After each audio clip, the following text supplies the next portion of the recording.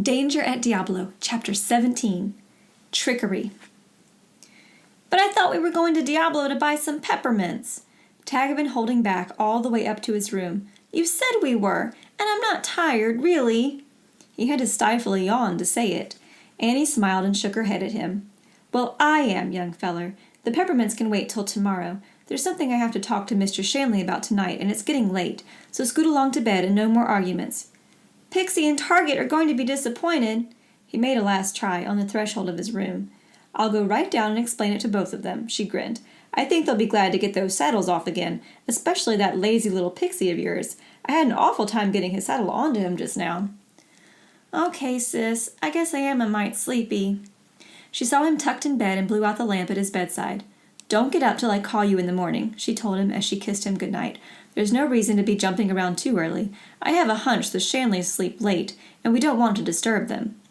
Tag was sleepily saying his prayers as Annie tiptoed to her own room and softly closed the door that separated them. She went down to the barn at once to unsaddle the two horses and bed them down. Target wiggled his ears at her, and his big brown eyes seemed to be saying, What kind of a game are we playing now? First you wake me up in the middle of the night and put that hot old saddle on me, and then you take it off again without giving me a chance to cool off on a nice moonlight ride. Annie petted him and scratched his ears. Human beings are all crazy, Pony. Don't mind us. As for Pixie, he had gone right back to sleep the moment the saddle was off. He was a calm little pony, and he took the strange actions of his human owners without question. Annie had decided long ago that he was a philosopher. Nothing bothered him so long as he ate regularly. As she closed the big barn doors and picked up her lantern to go back to the house, Annie stood still a moment, and a puzzled frown came to her. She was almost sure that she could smell smoke, fresh cigarette smoke. She looked around keenly, but there was no sign of anyone near the barn. She even took a look along the shadowed side of it, holding her lantern high, but no one was there either. She thought, That's funny. The only person who smokes cigarettes around here is that Mr. Rango, but he left quite a while ago. She listened hard for a few seconds for the sound of a footstep, but all she heard was Target moving restlessly inside the locked barn. So she started back to the house, swinging her lantern and whistling faintly, but there was a slight prickling down her spine as she went, and she had an unpleasant feeling that someone was watching her every step. Once she came to an abrupt stop and turned quickly, lifting the lantern above her head and scanning the quiet yard through which she had just come. Nothing moved, and no sound broke the stillness of the night except the chorus of crickets in the damp shrubbery. She left the lantern in its regular place and went on in to Shanley's library. Her host was waiting. He was friendly and cordial as ever, and invited her to be comfortable in one of the big leather chairs. There was even a glass of cool water waiting for her beside the chair. He smiled as she sipped the water. And now, my dear child, what's troubling you so late in the night? She came to the point at once. Mr. Shanley, I don't trust that Mr. Rango. I still don't believe that he's told us the truth about that ambush. Shanley's smile faded as he listened. When she finished speaking, he was frowning. He rose from his chair and started to pace the room. Annie watched him and waited for his answer. When it came, it struck her that she had never noticed such a sharp tone in his voice before. He sounded angry with her. My dear girl, he scowled down at her, I'm disappointed in you. I expected you to have more common sense. I know this thing about Luke has hit you hard, but you must face it squarely. We've been all over it once. I know how it looks, Annie was on the defensive, but I still don't believe it. I have no reason to suspect Rango of lying. I told you what a big proposition he and I were planning, and I thought you realized how foolish any man would be to steal $20,000 when he had every prospect of making 5 or 10 times that amount in a legitimate deal. He frowned and made an impatient gesture. I don't know what more I can say to convince you how unfair you're being to a man you know nothing about. That's just the point, Annie told him quietly. I don't know anything about him, and I was wondering just how well you know him. Well, Shanley decided that he better not go too fast until he found out what was on her mind. I can't say I've known him long. We have mutual friends, of course, and they think a lot of him. I'm sure he's a solid citizen out at Jump-Off. He doesn't act like it, Mr. Shanley. I think he's fooling you. Why, that's ridiculous. Why do you think so, Annie? I guess it's just a hunch, and what he did a little while ago to Tag, trying to bust my rifle for no reason. Shanley paced the floor in silence a moment. Then he faced Annie, frowning. I'd like to believe that Luke didn't rob me, Annie. I'd far rather think this man, who's almost a stranger, did it, but the evidence is too strong. It may not be, after I've been to Jump Off and asked a few questions about Mr. Rango and how he stands with the folks there." "Jump Off?" Stanley didn't like this sudden turn. "You can't go to Jump Off asking questions about the man. You'll set people to talking there, and the first thing you know, you'll have spoiled Mr. Rango's chance to buy up those claims without starting a gold rush." He shook his head vigorously. "No, Annie, I can't let you do such a thing." "But don't you see?" she began. "You're tired and hysterical, child. You've had a long, hard day and a lot of shocks. Now be a good girl and go upstairs and try to get a good night's sleep. You'll see things clearer in the morning, and we'll have another talk. Maybe I'll even ride over to Jump Off myself in a couple of days and make some inquiries, just to put your mind at rest." He sighed and shook his head sadly, "Though I know it is a waste of time." Annie got slowly to her feet and moved toward the door. Stanley watched her keenly. He hoped he had convinced her. He could pretend to take the long ride to Jump Off some day next week and show up again with glowing accounts of Rango's standing in the mining town. But she turned at the door and looked back soberly. "I know you mean to do all you can to help tag in me, Mr. Stanley, and I sure thank you, but I've just got to go to Jump Off myself and find out about Mr. Rango one way or the other." He smiled with an effort. "Well, I suppose it'll be all right for you to go with me. We'll take the buckboard, and Edith and Tag can go along for the ride. We'd better make it Wednesday. I can close the office early." Annie shook her head. "That's 3 days away. I'm sorry, Mr. Stanley, but I aim to go tomorrow morning." She saw his face darken and added quickly, "I'll be very careful not to let out his secret about the gold strike. You can depend on it." Stanley spoke harshly with a scowl. "You're almost as stubborn as Luke McTavish. I hope you'll think this over thoroughly tonight and change your mind. Jump Off is a rough mining town and no place for a young girl to go alone if she values her good reputation." He dismissed her with an abrupt wave of his hand. "Good night." Annie went slowly upstairs to her room. She was very tired and maybe a little hysterical, as Mr. Stanley had said. She would try to get some rest. A good sleep would help, but she was quite sure she wouldn't feel any different about riding to Jump Off in the morning, no matter what anybody said.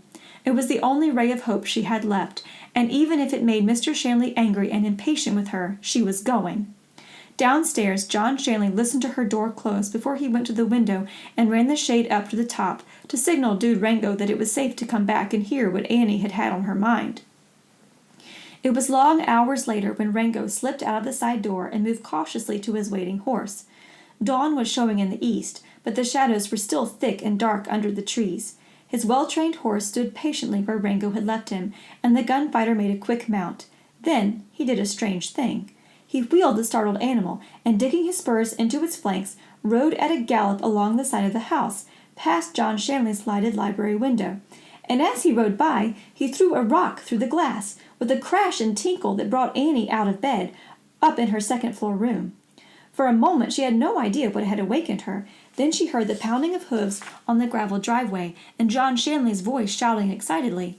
She ran to the window and stared at the fast-moving figure of a mounted man, disappearing into the murky dawn shadows out at the big iron gates. He was too far away for her to make out what he or his horse looked like. Downstairs she could hear John Stanley reassuring the scared and sleepy servants that everything was all right and that they were to go back to bed.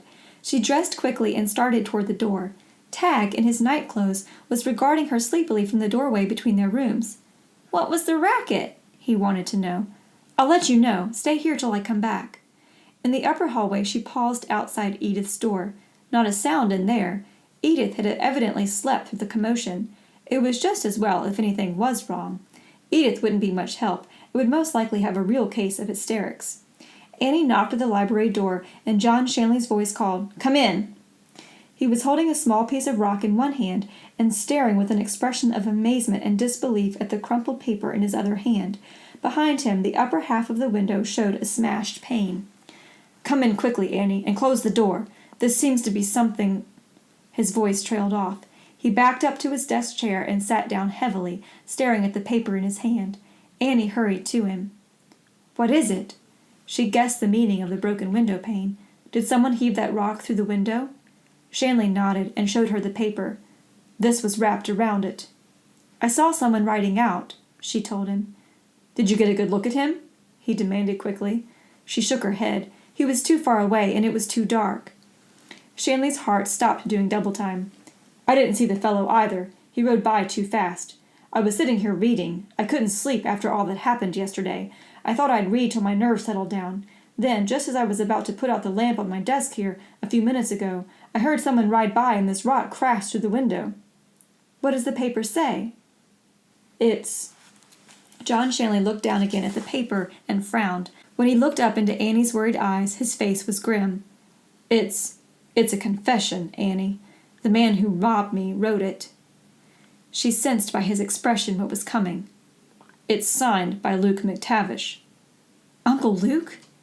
John Shanley nodded. His voice was harsh. "This leaves us no doubt. He's put it all in black and white." There was still one chance. "How do you know he wrote it? Let me see. I know Uncle Luke's writing. They can't fool me on it. Tag and I have too many letters from him." Shanley handed the letter to her without a word. This was the moment, he thought. Was Rango as good a forger as he boasted he was? He watched her closely as she studied the crumpled page. I guess he wrote this all right." Her voice sounded small and lost. "It's his writing, but I can't believe what he says." "It's hard, I know." Shanley's voice held just the right tinge of regret. "But there it is." Annie read it silently. The words stood out in Luke's rounded, almost childish script, black and convincing. "John," she saw there, "I am sending this by one of my men to put you straight. I got your 20,000. You were a fool to let me talk you into sending me along to guard it. You should have listened to Ben Crane after I got away with his payroll. Too bad, but I need your cash to pay off my gang. When you get this, I'll be safe over the border to stay. One more thing. I got a deal for you. One time you said you'd buy my bullseye spread. It ain't worth much, but you might get a few thousand out of it if you can cut it up into lots. It's yours free and clear if you promise me to ship the Oakley kids back where they came from. Tell Annie I said for her and Tag to sign a quit claim, and get them on their way east as soon as you can. Luke McTavish." Shanley sat quietly while Annie read the letter over twice. He could see how shocked she was at its revelations. He silently congratulated himself and the skillful Rango for their successful job on it. It hadn't been easy to get just the right words into that letter, words that would convince her of her uncle's guilt, and at the same time goad her into agreeing to sign a deed to the ranch and get out of Diablo as soon as possible. But it was working. She sat white-faced and stunned as she finished reading. He leaned over to her and patted her hand. "Poor child," he said. "I wish you could have been spared this." Annie tried to hold her head up, but it was just too much for her.